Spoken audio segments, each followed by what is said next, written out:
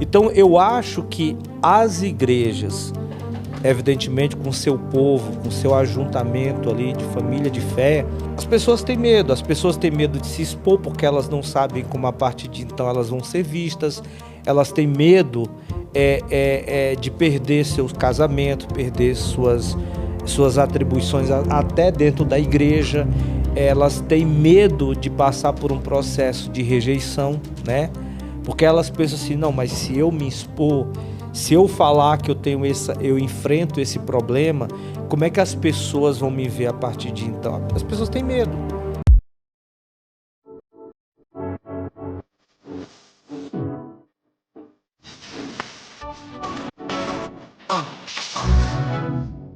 Olá, tudo bem com você? Tudo bem com a sua família? Pastor Josué Gonçalves aqui para mais um podcast Amo Família. É sempre bom estarmos aqui na mesa, batendo um papo sobre assuntos relevantes que tem tudo a ver com liderança, com família, com casamento. E hoje nós vamos falar sobre um assunto aqui que eu tenho certeza que é do interesse de todos. Nós vamos estar falando sobre vício sexual, que envolve, inclusive, esse problema da pornografia. Então, eu quero muito que você esteja participando efetivamente aqui desse nosso bate-papo, tá? Já dá o seu like aí.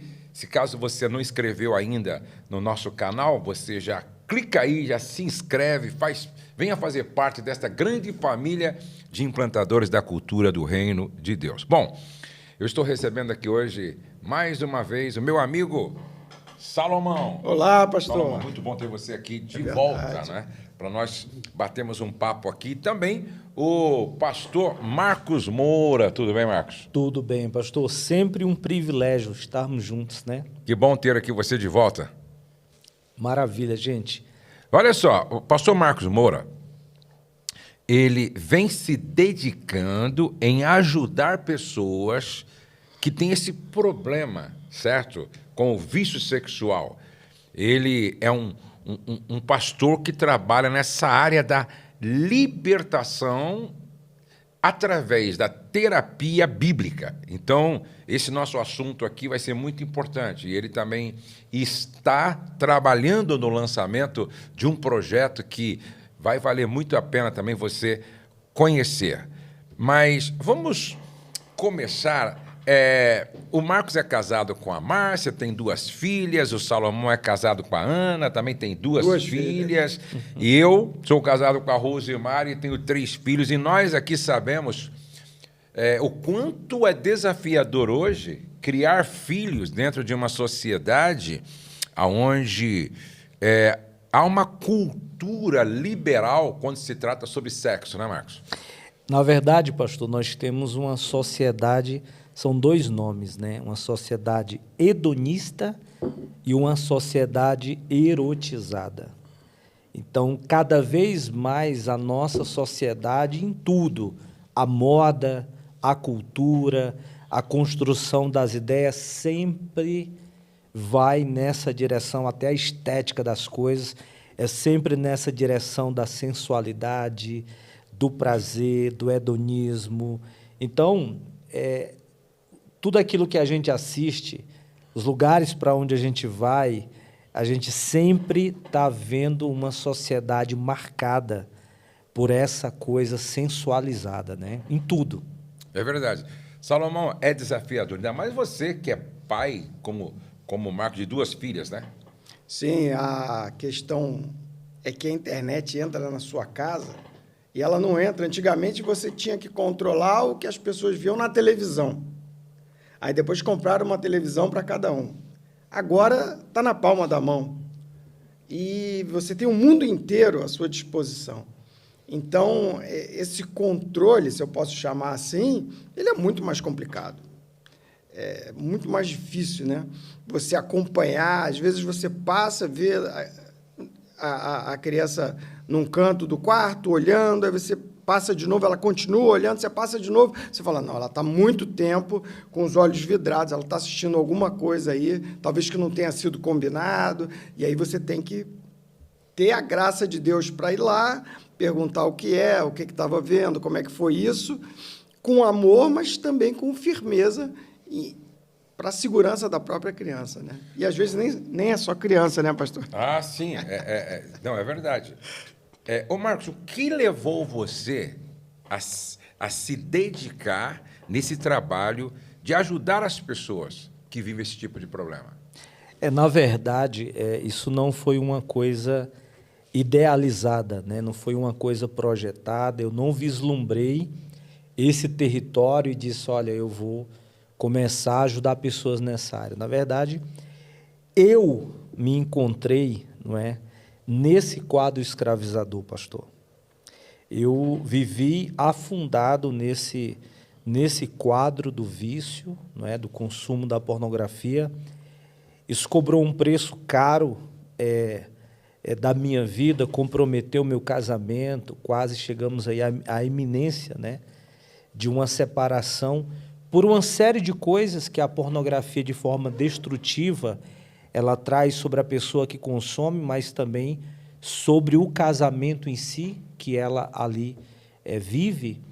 E a partir do momento que eu comecei a viver esses processos de cura, de restauração, de libertação, Márcia entrou dentro desse processo.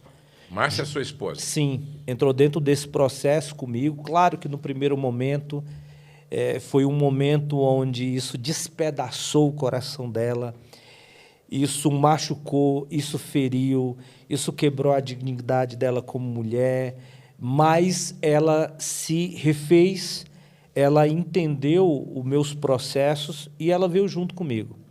Então, a partir do momento, pastor, que eu comecei a viver essa liberdade, eu agora, de forma aguçada, comecei a ver pessoas vivendo essa prisão. E aí, o lugar onde foi o lugar que eu vivi esse processo, tinha exatamente essa proposta de cura, de libertação, não é? E aí eu fui fazer parte dessa escola, fiquei anos ali, e aí, a partir de então, não só com a minha experiência de liberdade, mas aí eu fui para os Estados Unidos, fui fazer a FMA, que é a Escola de Fundamentos de Aconselhamento, fui para o Chile, fui para o Uruguai, uma época fui para a Europa. Então, comecei a me ferramentalizar para me tornar melhor, para melhor eu poder servir com habilidade, com destreza dentro desse campo dos vícios e comportamentos, né? Que, por exemplo, a pornografia. Muito importante. Salomão, existe uma pesquisa do Instituto Barna, né, que diz que 54% dos cristãos admitem consumir pornografia. Como isso afeta tanto a vida espiritual, né, o relacionamento com a família, com Deus? Profundamente. A pornografia, ela é um adultério de coração. Fala mais perto do microfone. A pornografia é um adultério de coração. Então, uma pessoa que vive em adultério, ela traz sobre si uma gama de consequências, de resultados que lá em Provérbios estão previstos lá. E eles vêm sobre a pessoa. E uma vez que vem sobre o homem, ele esparrama para a família toda. E, obviamente, ele não consegue se relacionar com Deus da mesma maneira. Ele está em pecado. A questão, para mim, da pornografia para o cristão é quando o cristão confessa a pornografia, e a palavra garante que ele é perdoado, 1 João 1,9, se confessarmos os nossos pecados, ele é fiel e justo para nos perdoar os pecados e purificar de toda injustiça. Mas logo em seguida ele faz de novo. Então, aquele gráfico, aquela recorrência, ela começa a traçar uma estatística de quem não está arrependido. Então, você começa a ter uma série de confissões não arrependidas. E o relacionamento com Deus começa a ficar complicado. Na verdade, fica logo no início. E a tendência é uma vida autocentralizada que estoura a família toda em volta. Agora, ô Marcos, por que hoje a pornografia ela é um desafio muito maior do que na época dos nossos pais, por exemplo, né? Sim. Por quê? Bom, Primeiro, a pornografia hoje, pastor, ela é gratuita, né? Uhum. Na nossa época, para consumir pornografia, eu lembro que eu comecei a consumir, eu devia ter aí os meus 8, 9 anos, vendo ali revista dos funcionários do restaurante do meu pai, e até porque, no momento que eu fui abusado, aos 4 anos, aquela pessoa que estava naquela violação ali, me roubando a inocência, a pureza, me apresentou também uma revista pornográfica. Mas, naquela época, para você consumir pornografia, você tinha que ir na banca comprar a revista, tinha que ser maior de 18 anos, ou, depois, quando veio um advento do videocassete, você tinha que ir lá na locadora, aí você tinha que ir lá naquela salinha e pegar aquele vídeo e tinha que fazer a locação. Hoje não, pastor, começa pelo fato dela ser gratuita. Ela é gratuita, você começa a consumir no seu celular e aí nenhum real é debitado na sua conta. Segundo, o aspecto da acessibilidade. Eu tinha que sair de casa para ir buscar esse negócio. Hoje não, está na palma da mão. Por isso que é tão desafiador em comparação aos nossos tempos antigos, né, passados. E aí depois, além da acessibilidade, de ser gratuito, hoje, se você prestar atenção, a nossa sociedade ela é aceitável para ela. Hoje, você passa num ponto de ônibus, a pessoa está consumindo pornografia, as pessoas nem se importam. Porque, inclusive, pastor, para algumas abordagens, não estou falando aqui dos profissionais da psicologia, mas para algumas abordagens, falo isso como terapeuta, que recebo pessoas que passaram por algumas abordagens da psicologia, para desabrochar alguns adolescentes, alguns jovens, inclusive mulheres que queriam melhorar sua sexualidade, foi apresentado para ela e sugerido que ela consumisse pornografia, que ela se tocasse, coisa assim. Então, a sociedade hoje, ela aceita. Então, a pornografia hoje ela é gratuita, ela é acessível, a pornografia hoje ela é socialmente aceitável e, evidentemente, isso torna ela mais desafiadora, porque no nosso tempo não tinha esses acessos que hoje nós temos de uma forma tão avassaladora. E outra, pastor, naquela época, eu quando converso com homens, mulheres, eles dizem assim, eu comecei a consumir pornografia com 11 anos, com 13 anos e tal, revista do meu pai, encontrei a Playboy de trás de guarda-roupa. Hoje não.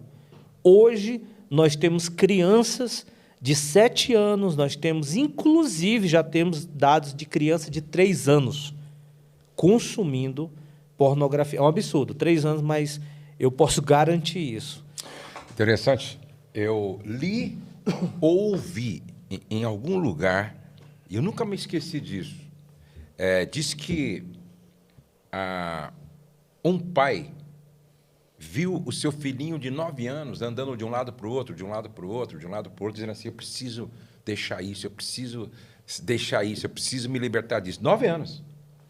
Aí o pai parou o menino. Falou, meu filho, que conversa é essa aqui? Não, pai, não. Mas o que está acontecendo com você? Não, pai, eu não consigo parar de ver pornografia. 9 anos. Uou. Eu não consigo parar de ver esse negócio, pai. Aí o pai falou, como assim, meu filho? Deixa eu ver o que você está vendo. Quando o pai foi ao computador do menino, no quarto, para ver o que ele estava vendo, o pai teve ânsia de vômito. Foi assustador, né? Porque era assim. Pornografia baixa. Porque é um site puxa outro, outro puxa outro, outro puxa outro, e cada vez pior, e isso vai piorando, né? É a escalada. Aí o pai perguntou para ele, quando isso começou? Ele disse, foi um menino na escola que me passou lá um link lá, mandou para mim e tal, um link e tal. Vamos lá conversar. Aí foi na escola e chamou o menino. E aí, meu filho, o que aconteceu? Quem que te deu isso? Foi um menino que me deu. Aí chamaram, então, a diretoria, né? Foram até os diretores para conversar com os diretores. Aí chamou, então, o menino que passou para esse, chamou o outro que passou para esse, chamou o outro que passou para aquele. Diz essa informação que eu li, ou eu ouvi, que toda a escola, praticamente, Passou por esse... estava envolvida com pornografia. Meu Deus. Deus. Lá nos Estados Unidos foi isso. Tiveram, Salomão, que fazer uma força-tarefa chamando, porque a escola era grande, pastor, padre, psicólogo, terapeuta, os pais, para resolver esse problema, que já estava assim, espalhado pela escola inteira. Um menino passou por outro passou por outro passou por outro. Olha o estrago disso. Não foi fácil a escola minimizar esse problema. Entendeu? Não foi fácil. Então fica aqui um alerta para os pais também. Por exemplo, a Luísa, quando fez, acho que 13 anos, se não me falha a memória, 13 anos, o Douglas, então, deu um celular para ela, com 13 anos de idade. Mas não é porque ela tinha 13 anos e ganhou um celular que o Douglas deixou de programar o celular dela, porque hoje tem programação para tudo, né? Programar, tipo assim, o que ela podia ver e até o horário que ela podia ver o celular. Só sei que parece que não sei se era 9 horas, que horas que era, nada mais era acessado. Não dava para acessar mais nada. Entendeu? Ele programou o celular dela para que ela visse aquilo que ele entendia que não era prejudicial e até um certo horário. E colocou sérias restrições e tal. E o mesmo agora com o Davi, que ganhou um celular, porque também comprometeu 12 anos, ganhou um celular. Tal. Mesma coisa. E a Letícia, ela é rígida, minha filha Letícia é rígida com o meu netinho Joaquim em relação a isso também. Controla YouTube, controla o que vê, dá disciplina quando percebe que viu aquilo que não deveria ver, que nem é pornografia, não. Às vezes é uma situação lá que provocou, de repente, o hábito de falar uma palavra que não deve ser dita e tal. Agora eu pergunto, quantos pais estão fazendo isso? Quantos pais? O pior, pastor, que eu vejo é o seguinte: o futuro do casamento, e eu falo assim, o futuro da vida conjugal, sexual, que é um componente importante do casamento, dos nossos dias e do futuro, está comprometido. Por quê? Porque se nós temos hoje crianças e adolescentes consumindo pornografia, eles estão se configurando em uma coisa totalmente fantasiosa, totalmente distorcida. Eles estão, na verdade, ali na pornografia, eles estão se dessensibilizando, mas está entrando dentro dele. Está configurando, isso está criando o corpo. Quando eles chegam lá na frente para casar, para construir uma família, esse componente chamado sexo, a vida conjugal do casal, a intimidade, ele não vai conseguir, pastor, viver da forma certa. Por quê? Porque ele se encheu tanto disso, que na hora dele performar, vamos dizer assim, juntamente com a sua esposa, ou a esposa com seu marido, eles vão ter problemas. Não, eu tenho uma experiência aqui, pessoal. Eu nunca me esqueço que eu trabalhei muito com jovens, né? Ministrei para muitos jovens. E eu me lembro que eu fui ministrar em um determinado lugar e um jovem falou assim: Pastor Josué, eu preciso vencer a pornografia e não consigo. Eu tenho um problema e tal, sou um dependente e tal. E eu estou namorando, noiva lá para casar. Falei, cara, você tem que resolver isso antes de casar, senão você vai ter problema. Aí eu expliquei para ele quais eram as implicações e tal. Ele tinha que buscar ajuda. É aquilo que a gente sempre fala, não é? Aquele que confessa e deixa, alcança misericórdia, se andarmos na luz. Você tem que abrir o coração, você tem que buscar ajuda e tal. Beleza. Falei, ele entendeu. Não sei se ele iria fazer, mas ele entendeu. O tempo passou anos, né? Eu estava voltando de uma cidade, e aí eu lembrei que ele morava naquela cidade e falei, vou ficar hospedado na casa daquele irmão que se tornou meu amigo. Beleza. Aí eu lembro que eu voltei, fiquei hospedado na casa dele, e aí à tardezinha ele falou, pastor, preciso ir no mercado, vamos comigo? Eu falei, vamos. Lá no mercado, ele me chamou eu assim num canto e falou, pastor, eu preciso de ajuda. Agora ele casado, agora já tinha filhos, ele falou, pastor, o senhor lembra? Quando o senhor me aconselhou, quando eu era solteiro, falei, lembro, eu não consegui me libertar. Hoje, pastor, eu vivo uma crise no meu casamento porque eu não tenho prazer com a minha mulher. O meu prazer está na pornografia e na masturbação. E meu casamento corre um sério risco de acabar. Sim. Sim. Quer dizer, minha esposa já não aguenta mais e tal. Meu casamento está a ponto da falência realmente. Olha só o que você falou agora. Se não resolve isso lá, não é, quando solteiro, no casamento vai ter problemas. Não, e eu vejo assim, pastor, nós fazemos parte hoje da maior imersão para casamentos em crise. Aí nós que pertencemos a esse projeto, aí eu fico me antecipando para o futuro. Eu fico pensando assim, cara, daqui a 5 anos, cada vez mais os casais que têm chegado com seus desafios, com suas demandas, mas cada vez mais têm sido os desdobramentos assustadores, destrutivos, e eu fico imaginando, daqui a pouco vai chegar jovens, porque antes a gente via o problema no casamento, hoje é o que o senhor está falando. Hoje os jovens já não estão conseguindo entrar no casamento saudável por causa desse consumo destrutivo que é a pornografia. Então, eu fico imaginando como vai ser a geração para frente. E a gente está falando de pornografia. Mas você não precisa de pornografia para se erotizar. Sim. Porque o erotismo está em toda parte. Qualquer filme que você quiser assistir, você vai estar exposto à erotização. Talvez você até pudesse dizer que é uma pornografia.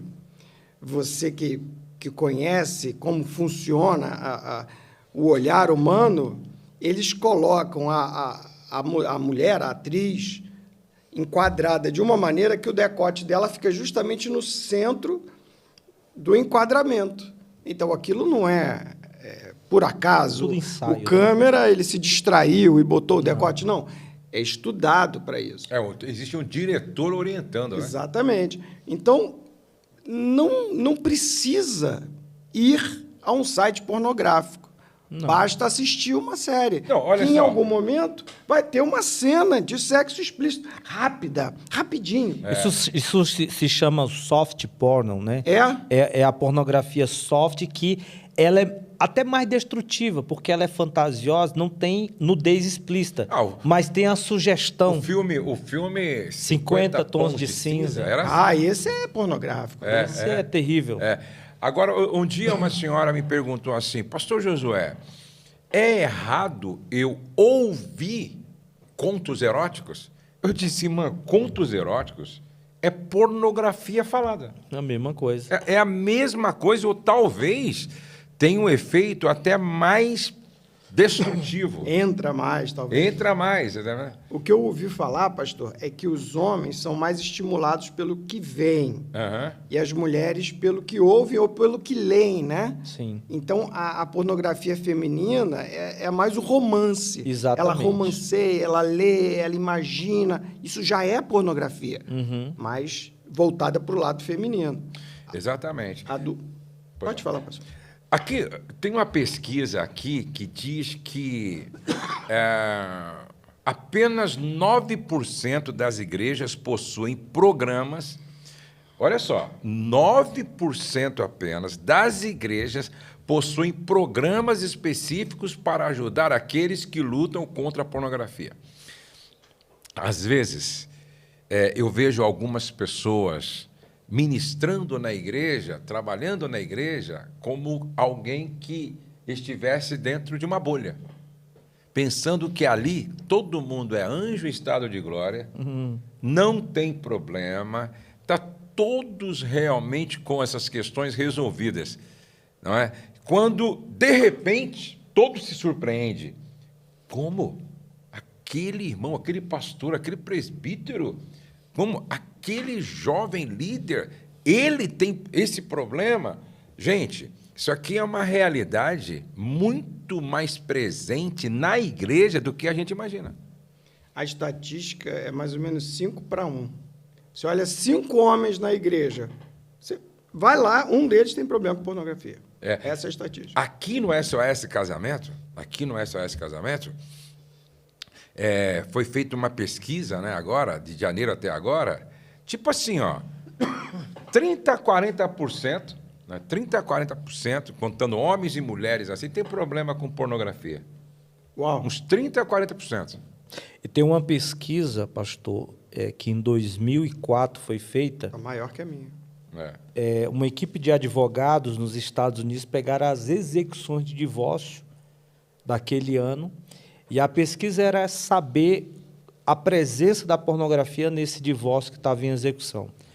Como eles já estavam dando sentença de divórcio, homens, mulheres, então ali foi feita uma pesquisa de forma anônima, eles constataram que 89% daqueles casais que estavam se divorciando, ali em 2004, tinham a presença da pornografia no casamento. É muita coisa e é assustador. É quase definidor, né? É, quase definidor. Então, assim, hoje o senhor mesmo trouxe essa pesquisa para a gente ali no momento de treinamento, pastor.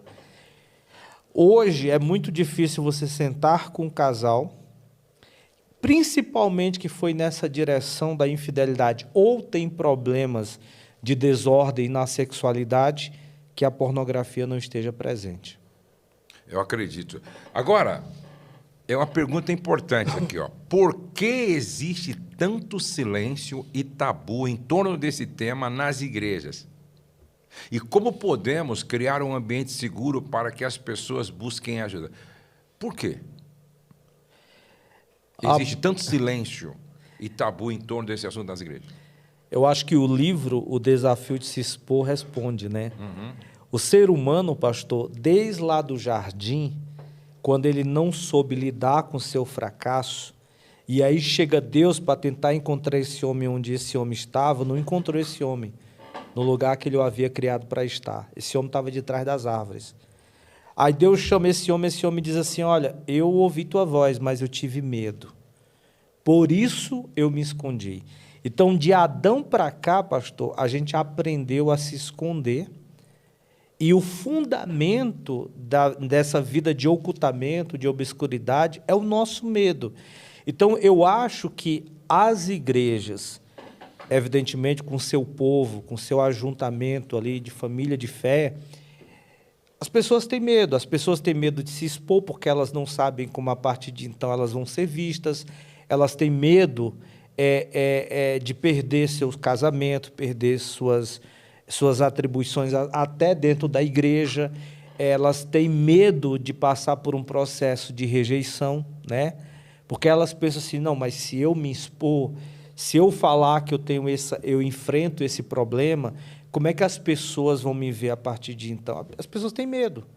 Então, eu acho e penso, né, lidando terapeuticamente aí com esses bastidores, o grande fundamento é o medo. Agora, pastores talvez e líderes cristãos não estão segurando isso com força e dizer, vamos fazer uma revolução, porque sabem que vai ter que meter a mão, pastor, no lixo. Porque se um pastor se levantar para dizer assim, nós vamos nos levantar e nós vamos combater essa indústria da pornografia e nós vamos começar por aqui, ele sabe que vai meter a mão no lixo e vai ser trabalhoso. E tem um outro aspecto também, que pastor com problema no casamento não gosta de falar de casamento. Pastores com problema na família não gostam de falar de família. Pastores que têm problema na administração financeira não gostam de falar de finanças. Pastores que não se consagram não gostam de falar de consagração. E pastores envolvidos com pornografia não quer mexer também com isso, não quer falar sobre isso. Então, além de dar trabalho, eu já ouvi... É interessante, outro dia veio aqui um casal...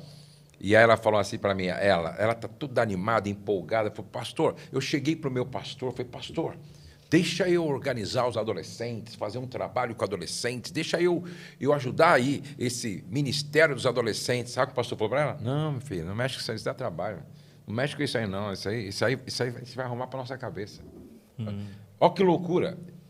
Olha que loucura. Alguém se prontificando... Nem era o pastor para ser resposta. Para ser resposta para uma necessidade da igreja, mas o pastor disse, não mexe com isso não, que isso dá muito trabalho, minha filha. Não mexe com isso não. Isso é loucura. Isso sinceramente, eu não sei nem o que esse rapaz está fazendo na frente dessa igreja. E eu acho, pastor, desculpa, eu acho que o George McDowell, aquele que escreveu o livro Evidências que Exigem um Veredito, o cara era muito na visão a visão apologética, mas ele gravou e começou uma pesquisa sobre essa área de pornografia, e ele mesmo constatou que a quantidade de pastores que estão viciados em pornografia, se eu não estiver enganado, era 50% ou mais. Era um número grande. Era um número grande, não é só... Você lembra? Promise Keepers, ele foi... se lembra do George McDowell, né? Do Evidências que Exigem um Veredito. Era Pastor, assustador. É assustador. Então, nós estamos falando de quem? Nós estamos falando de gente que exerce autoridade sobre outras pessoas no campo do aconselhamento, e eles mesmos carregam essas demandas, né? E que deveriam buscar ajuda, na verdade, porque um líder adoecido adoece toda a congregação. Eu me lembro que quando um ministério de um pastor foi implodido por causa dos seus adultérios, quando isso veio à tona, começaram a descobrir que na igreja havia um rastro de adultério, pessoas adulterando. Por quê? O teto espiritual. O teto espiritual estava comprometido. Estava trincado. E isso vai contaminando o rebanho, né? Por isso que quando alguém me procura e fala, pô, meu pastor tá em adultério ou e tal, eu falo, cara, sai debaixo... Muda de pastor. Sai debaixo dessa mão, pô, sai debaixo desse teto aí, senão isso vai te comprometer também, certo? Com certeza. Mas, Salomão, aqui a pergunta diz o seguinte, como comunidades cristãs pode se tornar mais proativa nesse aspecto? Primeiro passo, eu creio que está no púlpito. Pregar, falar do assunto, levantar a lebre e ver como que vai ser a reação. Só que, para o pastor poder pregar, ele não pode estar com teto de vidro. Então, talvez o primeiro passo fossem pastores, busquem ajuda. Pastores, se livrem disso. Sim. Né? Primeiro passo, porque isso vai comprometer a família, vai comprometer a igreja e você vai prestar contas. Isso é o mais assustador. Porque Jesus fala, né? Quem levar um desses pequeninos, né, a cair, melhor lhe for amarrar uma pedra de moinho no pescoço. É muito severo. Quem está à frente, quem está com liderança, presta contas de uma maneira muito mais dura. Então, primeira coisa, arruma a vida, pede ajuda. Depois, fala do assunto. Ao falar do assunto, ao ser ajudado, você já vai ter as ferramentas. O que eu usei? O que me ajudou? Como que eu me recuperei? A sua experiência vai ser o modelo. Vai ser o carimbo que você vai estar batendo na igreja dali para frente. E provavelmente Deus vai curar a turma toda do mesmo jeito que te curou. E aí, na área do aconselhamento, que nós estamos trabalhando muito aqui, a gente precisa levar muito a sério a confidencialidade. Ok. Esse compromisso com o sigilo. Tem que ter um ambiente seguro, né? Porque é assim que a gente cria um ambiente seguro. Perfeito. Não é verdade? Sim. Por exemplo, você não vai abrir o coração para mim se você sabe que todos podem ficar sabendo. Claro. Certo? Então, eu não vou abrir o coração. Então, eu acho que, além de tudo isso que o Salomão colocou, que é muito importante, e são os passos iniciais básicos, nós temos que criar esse ambiente onde a pessoa fala, não, eu me sinto seguro aqui, e aqui eu posso abrir o meu coração, eu posso falar das minhas dores, das minhas lutas, das minhas dificuldades, e eu não vou ser nem condenado, certo? E acusado, e nem tampouco isso vai sair daqui. Vai ser exposto. Vai ser exposto. Aí, opa, então eu estou no lugar de cura. E tem uma coisa, pastor, que eu e Márcia tomamos a decisão. Eu me converti com 17 anos, eu tenho 33 anos de fé. Pode ser que eu não tenha visto porque desconheço, mas, e de repente tem.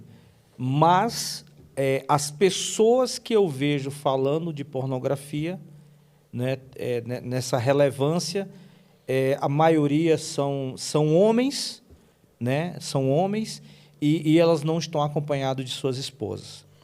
E nós acabamos, pastor, essa semana, nós acabamos de lançar, eu disse, Márcia, eu e você, nós dois juntos, Vamos falar para o Brasil. Eu quero que o Brasil veja a minha esposa do lado. Eu quero que as mulheres ouçam você também, porque nós queremos, pastor, que essa revolução, que essa indústria e que essa consciência no Brasil, ela seja aguçada, e se for necessário a gente se expor, a gente vai se expor, porque a gente viveu um quadro de fracasso, a gente superou isso, a gente viveu todo um processo de cura, de restauração, e a gente quer propor que é possível um casamento saudável, com uma sexualidade saudável, sem haver esse consumo da pornografia. Porque, na verdade, pastor, os motivos do consumo da pornografia, muitas vezes, é a tentativa de aliviar ou anestesiar uma dor emocional. Então, nós temos uma geração ansiosa, uma geração trincada, quebrada, vem de suas famílias disfuncionais, e aí elas entram nessa fuga ou nessa compensação em busca da pornografia. Só que isso não sabe lidar com seus desafios no casamento, busca pornografia. Está frustrado, busca pornografia. E a gente está nessa guerra agora também, pastor, com esse projeto chamado Ponto Final, que é vencendo o poder destrutivo da pornografia. E é muito importante esse curso que vocês estão trabalhando nele, e nós queremos também depois disponibilizar aqui o link para as pessoas que quiserem conhecer, saber e tal. Salomão, quais são os impactos, não é, da pornografia, principalmente no casamento? Quem consome pornografia, ele alimenta uma ilusão, ele cria um ideal inexistente, impossível, e a mulher dele nunca vai estar à altura. Ele pode ser casado com uma mulher belíssima, com um corpo escultural, um rosto fenomenal, ele pode casar com uma Gisele Bündchen aí da vida, ele não vai estar satisfeito, porque ela não é loura e, ao mesmo tempo, morena. Ela não é mais mignon e, ao mesmo tempo, musculosa. Ela não é alta e baixa, porque a pornografia trabalha com diversidade, com variações de estímulos diversos. E é todo um cenário montado, né, dirigido. E ela é real, né? Exatamente, feito ela não de é forma retocada. intencional. Exatamente, E aí existe toda uma situação construída para um estímulo, direto. No máximo, no pico né? de... Interessante que eu estava ouvindo, acho que um padre falar sobre esse assunto. Me lembra, meu companheiro, eu ver se consigo o link, porque é muito interessante essa abordagem, porque ele é meio cientista e tal, né? Ele diz o seguinte, que o nosso cérebro não foi criado por Deus para receber os estímulos, certo? Tão, numa dose tão cavalar como ver pornografia 1, 2, 3 horas. Ele fala o seguinte, os estímulos que um cérebro de um viciado recebe vendo pornografia durante 1, 2 horas não chega a ser os estímulos que os seus avós tiveram a vida inteira. E isso danifica o cérebro, pô. Sim. Isso queima os neurônios, pô. Entendeu? O Johnny estava me falando ali no almoço, né, o doutor Jonathan, estava justamente me falando isso, que é mensurável, que na neurociência ele já consegue medir e provar e dizer, olha, o cérebro dessa pessoa que está exposta à pornografia, ele encolheu, ele sofreu, ele...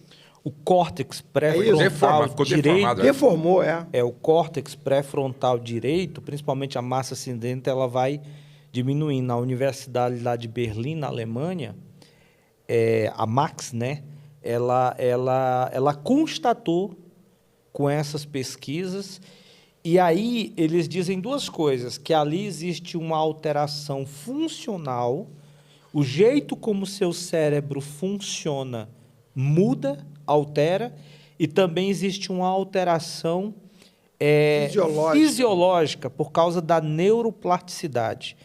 O cérebro se adapta, né? Exatamente. Os neurônios, eles que produzem o neurotransmissor, a química que é a dopamina. Só que chega uma hora, como o pastor disse, o sistema de recompensa ele não aguenta. Porque os receptores do neurônio A para o B, tem uma hora que eles fecham, porque eles não aguentam o impacto. Eles não aguentam tanto impacto. Amortece. Aí amortece. Aí a pessoa ela precisa fazer uma escalada maior, só que ninguém aguenta. Porque o nosso sistema de recompensa cerebral, ele iria pagar a dopamina, que foi criado por Deus, para tudo na vida.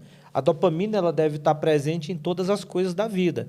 Só que a partir do momento que você pega a dopamina, joga só na pornografia em proporções avassaladoras, você esgota, né? Você esgota, os seus receptores fecham, e aí você começa a ter um problema funcional e estrutural no cérebro. Inclusive, a pessoa chega num tédio tão grande, pastor, que ela entra numa anedonia, que é a perda das capacidades de sentir prazer com qualquer coisa. E hoje já tem estudo que pessoas tiraram a vida por causa da pornografia. Ontem mesmo eu estava atendendo uma pessoa, ou estava atendendo online, a pessoa mora fora do país, e ela disse, já um senhor, ela disse, pastor, eu já estou com vontade de tirar a minha vida por causa da pornografia. E aí a pessoa vai perdendo o quê? A pessoa, 3 palavras, né? A pessoa perde sentido, significado e esperança da vida. Ela quer dar um tiro na cabeça. Eu tava ouvindo um rapaz que ele era um viciado doente, assim, que quase que precisava de ajuda psiquiátrica e remédio, né? E ele conta, né, que agora ele, já num estado de liberto, vencendo a pornografia mesmo, ele fala, de repente eu me dei conta da beleza de uma flor. Uou. Ele falou, Sim. Tudo tinha perdido a graça. Ele falou que tudo, o pôr do sol, nascer, já não fazia, na verdade ele nem olhava mais isso, nada mais fazia sentido. Ele falou que agora, nesse novo tempo de libertação, ele para admirar a beleza de uma criança, a beleza do pôr do sol, a beleza de uma cachoeira. Ele falou assim, voltou agora a ter sentido a vida para mim. Olha que coisa interessante. Pastor, a Márcia, se a Márcia estivesse aqui, né? A Márcia, ela fala assim, Marcos, você às vezes parece bobo. Porque eu estou viajando, eu gosto muito das árvores, pastor. E eu falo, Márcia, olha que árvore, isso vê a beleza. Mas para mim, a beleza voltou. Porque eu lembro uma vez, pastor, a gente estava num lugar que salta de asa delta. E um lugar muito lindo, pastor, mas lindo, lindo, lindo. E lá você podia locar barracas e ficar à noite lá. E eu olhei para aquele lugar, eu não vi beleza nenhuma, fui embora. Não via beleza, porque eu vivia essa anedonia. Eu não conseguia ver beleza em nada. Quando eu comecei a me curar, 2 coisas voltaram, pastor. Voltou a apreciação da beleza e voltou, pastor, a apreciação também visual de olhar o corpo da minha esposa, de começar a voltar a sentir o prazer, o aspecto sinestésico, sabe? De estar ali, na intimidade junto com ela, coisa que não tinha antes. Ô Marcão, quem está nos ouvindo agora, e muita gente que está nos ouvindo, talvez esteja lutando contra esse gigante. Existem gatilhos que, quando acionados, levam a pessoa novamente para esse lugar, certo, de imoralidade. Fala alguns gatilhos, não é? Alguns gatilhos. Eu me lembro que um irmão que ele era um viciado em cocaína, assim, doente, ele disse uma vez para mim assim, pastor, se eu chupar uma balinha que contenha, por exemplo, uísque, desperta em mim um desejo de comprar droga, de usar droga, que eu fico louco. Ele falou, uma vez, eu e minha esposa num lugar, e eu chupei uma bala que eu acho que tinha uísque. Se a minha esposa não tivesse trancado todas as portas, janela, escondido, chave, eu teria saído 2 horas da manhã para procurar drogas, porque eu fiquei louco. Então era um gatilho. Tu falou assim, ó, cerveja não posso tomar. Inclusive esse rapaz não conseguiu se libertar, a esposa o deixou porque era insuportável, entendeu? E no caso da pornografia, a gente sabe de pessoas também que quando aquele gatilho é acionado, ela também... Sim. Vamos definir o que é gatilho. Gatilho é um estímulo que te leva exatamente para aquele ponto de fracasso da repetição daquilo que é destrutivo. Os gatilhos, pastor, eles têm internos e externos. Os gatilhos internos sempre são pensamentos e emoções. Então, de repente, você sentiu uma emoção, um sentimento, é um gatilho. Você pensou, é um gatilho. Isso são gatilhos internos. Quais são os gatilhos externos? Imagens, pessoas, lugares, até o aspecto olfativo. Como o senhor mesmo fala. Então, tudo que é externo pode ser o gatilho. Um filme, na rede social, um banner. Você pode estar viajando, viu lá um banner, um outdoor. Né? Propaganda de mulher com lingerie, vai. Aquilo é o bastante. Aquilo é um gatilho que traz um estímulo, teu cérebro segura aquela imagem e ali, pastor, você não precisa chegar lá no hotel para começar a ver. Não, naquele momento que você viu o outdoor, naquele momento o teu cérebro já começa a secretar dopamina. E você começa a secretar e você começa a entrar em ansiedade porque você começa a dizer, nossa, chegar no hotel, eu vou me masturbar, eu vou ver. Aquilo ali já começa a ansiedade. Então, e ele roda também o que tem na memória. Parece que o cérebro vai lá, naquele seu HD. Arquivo, você tem um monte de imagem que você já viu que nunca mais é deletada. É a memória RAM, né? O registro automático da memória. O cérebro vai lá e começa a trazer um de cada vez. Isso. Então, além de você ter que lutar para quando chegar não cair, você também tem que rejeitar os vídeos que o cérebro vai baixando. É por isso que quando uma pessoa tem um problema com drogas, ela deve evitar tudo o que pode levá-la, não é, a usar droga. Por exemplo, ambiente. O ambiente é uma coisa... Amizades. Amizades, não é verdade? Por exemplo... Amizade é igual elevador, te leva para cima ou para baixo. Exatamente. Então, na pornografia, por exemplo, eu conheço pessoas que ficaram 6 meses sem Instagram e Facebook. E alguém me deu o seguinte testemunho.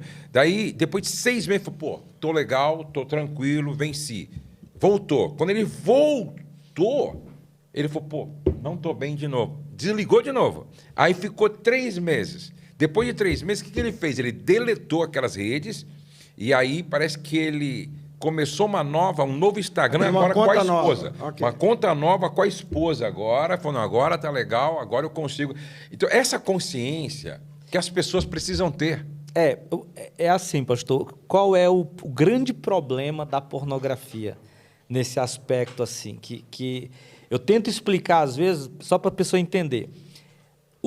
As duas atividades humanas mais desafiadoras e viciantes é comida, compulsão alimentar e sexo.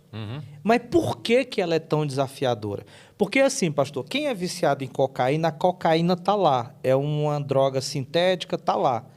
Ela não está dentro de mim. Mas eu tenho desejos sexuais que Deus me deu. Eu também acordo de manhã, quero tomar café, almoçar, jantar. Então, essas coisas estão muito presentes e eu tenho que administrar todo dia. Por que as duas atividades mais viciantes do mundo são tão desafiadoras? Porque todos os dias você tem que administrar elas, porque elas estão dentro de você. O desejo sexual foi dado por Deus para você desfrutar e administrar ele dentro de um ambiente de casamento, de aliança. Mas esse desejo, essas atrações, você sai na rua, você vê, então você tem que lidar todo dia com isso. Por isso que é tão desafiante. Assim como a comida, todo dia você está ali, não, tem um bolo ali, meu Deus, passei ali, tem... Porque... E outra, você não precisa acessar hoje, você não precisa acessar nem o Instagram, nem o Facebook, nada, né? nem o Netflix. Você vai no mercado. Você vai no mercado, você vai no shopping center, você vai na academia, entendeu? Então, hoje, você tem que se policiar mesmo sem acessar nada disso, entendeu?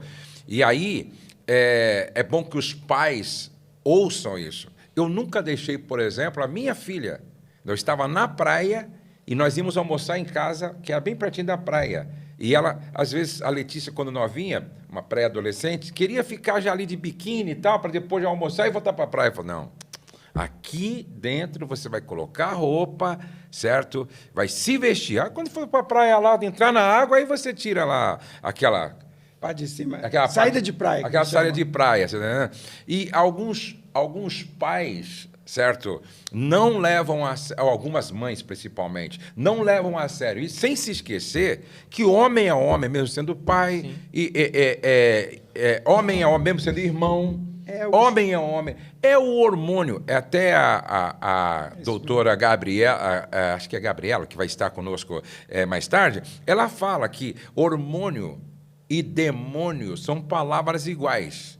Né? São palavras iguais. Mas aí ela começa a explicar o hormônio e o demônio. Né? Porque tem pessoas que confundem hormônio com demônio. Nem sempre é demônio. Muitas vezes é hormônio. Agora, eu acho que os demônios sempre andam atrás de uns hormônios endemoniados também. Desviados. Né? E isso também é para entender. As pessoas perguntam se eu sou liberto. Aí eu tenho que fazer outra pergunta para ela. Não, me explica primeiro o que é liberto na sua cabeça, para eu te dizer se eu sou ou não. Porque se liberto é não ser mais tentado, então eu não sou liberto.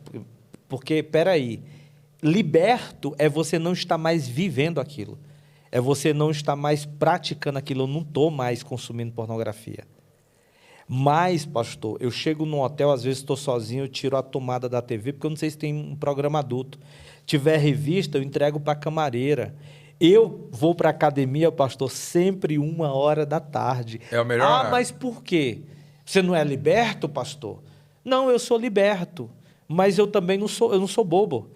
Libertar, eu fui liberto, mas é uma porta que eu sempre estou olhando. O que as não é? pessoas precisam entender... A carne não se converte. Exatamente. O que as pessoas precisam entender é que enquanto nós estivermos nesta dimensão humana, Sim. nós vamos carregar... Entendeu? As marcas da queda, os sinais da queda, a vera natureza, Exato. entendeu? E aí, Jesus disse, olha, vigiai e orai, porque o espírito está pronto, mas a carne é fraca e vai ser até quando Jesus voltar e o nosso corpo for revestido de imortalidade, de incorruptibilidade. Até lá... Nós vamos, como Paulo, continuar dizendo, miserável homem que sou, entendeu? Por isso, eu gostei muito do que você falou. Liberto é não estar mais praticando isso. Não estou mais praticando. Agora... Liberto é uma ação. Exatamente. Agora, a tentação, nós vamos enfrentar como Jesus enfrentou até antes de ir para a cruz lá. E é importante lembrar também, pastor, porque eu acho que tira até um peso. Atração versus intenção é duas coisas diferentes. Jesus, ele condenou a intenção, não a atração.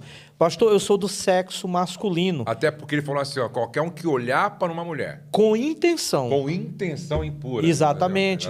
Agora, pastor, eu estou passando, aí está uma mulher ali, a mulher passou por mim, eu sou macho, ela é fêmea.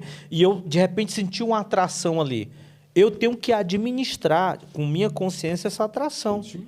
Porque eu tenho uma esposa. Agora, não é pecado a atração. O pecado é eu permitir que isso vire uma intenção e aí começa a fantasia, né? Mas, assim, são coisas distintas. Porque, às vezes, pastor, tem gente que chega... Nossa, pastor, meu Deus, eu estava num lugar... Onde é que você estava? Não, eu estava lá em Cancún. Aí estava lá aquelas mulheres e eu fiquei olhando assim e tal, estava difícil. Eu falei, meu irmão, vai estar difícil mesmo. Você está na academia, 5h da tarde. Hoje a academia não é mais lugar para crente. Hoje é outra coisa. Aí você chega lá, você vê... Não tem como. Então você vai, evidentemente, se sentir tentado, se sentir atraído ali, mas uma coisa é atração, outra coisa é intenção. E isso é uma coisa que precisa assim, ser muito bem colocado, não é? E boa frase também é, se você confessar a tentação... dificilmente você vai confessar o pecado. Pecado, exatamente. Então, se confessa uma fraqueza, não é isso? Não vai confessar um fracasso. Né? Ok. Se entrar no seu radar que aquilo está começando a ficar complicado, confessa para Deus, convida alguém para conversar, apresenta aquela tentação e, muito provavelmente, assim, a tentação ela é fotofóbica. Ela tem fobia à luz. Uma vez que você coloque ela na luz, ela tende a desaparecer. Que nem vampiro, quando fica no sol, que dissolve. É a mesma coisa. É engraçado, não, é interessante que quando você compartilha uma tentação, perdeu a força. Eu me lembro que eu já contei esse testemunho em vários lugares, quando eu sofri, há uns 25 anos atrás, quando eu sofri uma tentação em relação a uma outra mulher, eu sofri uma tentação, aquilo ganhou uma força dentro de mim quase que incontrolável. O dia em que eu contei para minha esposa... Perdeu força. Não. Quando eu terminei de contar, perdeu a graça, perdeu a força, perdeu sentido. Olha só como é poderoso você trazer para a luz, entendeu? Aquilo que cresceu dentro de você e está querendo te destruir. Você trouxe para a luz, é o que você falou, perdeu a força. E quando você administra, pastor, a sua vida assim, vou dar um exemplo. Eu e Márcia, a gente gosta muito de assistir filme. Mas aí, às vezes, pastor, tem uns filmes assim que eu falo para mamãe, esse filme não tá legal para mim. Aí você fala, não, mas como assim? Você é liberto, você é fraco, o que é? Não, é que não tá legal, não vai ser legal aquele filme, porque... Se você descobrir algum legal, você me fala. Não, então, tá difícil hoje, né? Tá difícil hoje, Tá difícil. Mas é exatamente essa administração, pastor, que vai nos mantendo cada vez mais enfraquecendo essas compulsões, cada vez mais você vai deixando isso lá, não é, algemado, aquela porta fechada, porque você está consciente, você é liberto, mas o AA, né, fala isso, né, só por um dia. Só por um dia.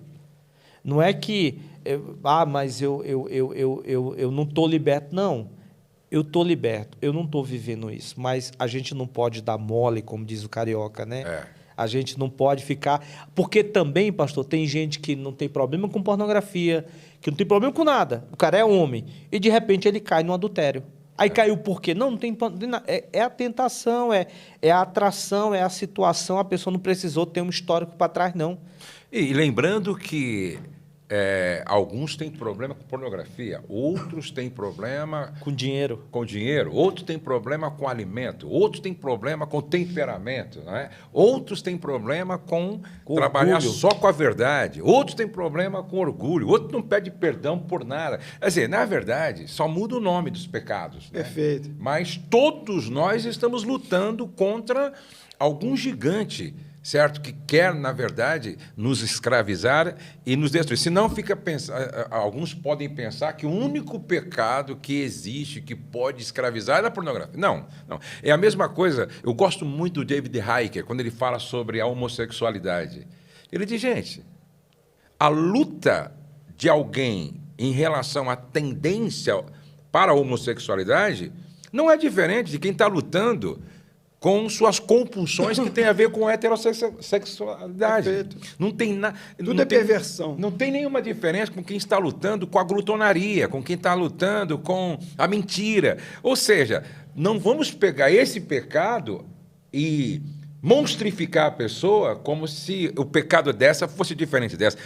É uma luta que cada um tem que travar no seu dia a dia para viver uma vida de vitória. A definição, né? O Salomão pode melhor nos dizer isso, mas a definição na armatiologia, que é a doutrina do pecado, diz que pecado pecado é tudo aquilo que vai na contramão da vontade do Senhor e desonra sua vontade, desonra seu nome.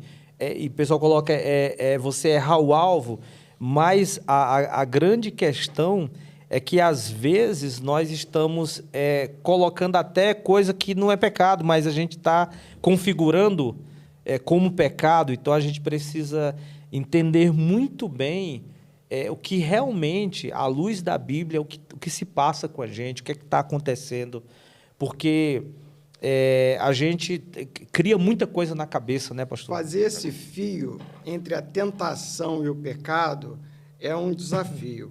Eu me lembro uma vez, eu estava na piscina, eu e o Flaviano, um discípulo, e estávamos ali conversando, aproveitando para fazer um discipulado ali no sol e tal, e ao nosso lado tinha os rapazes que estavam tomando uma cerveja, com isopor de cerveja. O rapaz veio e falou: e aí, você não quer uma cerveja? Rapaz, eu não bebo. E, na época, eu era pastor da Assembleia de Deus. Também não poderia beber. Estava do lado do meu discípulo. Menos ainda eu daria um exemplo desse. Então, eu falei: não, eu não quero a cerveja, obrigado. Aí, você não quer mesmo? Eu falei: não, não quero. Ele colocou a lata na minha frente, a minha boca encheu d'água. Eu quase senti o gosto da cerveja na boca. Mas, em momento nenhum, eu cogitei de aceitar a cerveja, embora o meu corpo tivesse reagido àquela tentação. Aquele estímulo. Aquele estímulo. Mas, assim, em termos de vontade de titubear, não houve. Então, eu acho que ali serviu para mim de exemplo, né? Ainda que o meu corpo se manifeste, se eu não bater o martelo para o lado da tentação, eu não caí em tentação, eu não pequei. Com certeza. É isso daí. Gente, é sempre muito bom nós conversarmos sobre assuntos que é tão amplo e tão necessário. Nós vamos ter outros encontros como esse, com o Salomão, com o pastor Marcos. Mas obrigado, Salomão, pela sua presença. Ô, Marcos, obrigado. Ô, Marcos, quem quiser seguir você no Instagram, qual que é o seu Instagram? Nós vamos colocar aqui, mas pode falar também. Marcos Moura. Você me segue lá e você vai ter conhecimento do nosso mais novo lançamento, que é Ponto Final, Vencendo o Poder Destrutivo da Pornografia. É um projeto, é um curso, é uma mentoria, é um treinamento onde vai ajudar você a se livrar desse poder destrutivo que é a pornografia. E é para pai, para mãe, é para pastor, líder cristão, terapeuta, conselheiro, pessoas que querem conhecer melhor a pornografia, porque hoje ela tem sido avassaladora. Muito bom. Quem quiser te seguir nas redes sociais? @Salomão Ama Família. Salomão. Aí, ó, esse foi só me chamar. Esse é intencional. Salomão Ama Família. Que bênção. Gente, compartilhe esse vídeo com o máximo de pessoas que vocês puderem. Com o máximo de pessoas que vocês puderem. Não saia sem dar o seu like e se inscrever no nosso canal. E olha, assista aos nossos podcasts com a sua família, o casal, assista em casal. Por quê? Porque os assuntos que nós estamos trazendo aqui é muito pertinente e tem tudo a ver com casamento e família. Deus abençoe você, sua casa e sua família. Nós terminamos sempre assim: o céu não está em crise, Deus está no controle, nós cremos em milagres e a nossa família está debaixo da graça de Deus. Até o nosso próximo podcast. Um beijo no coração de todos vocês.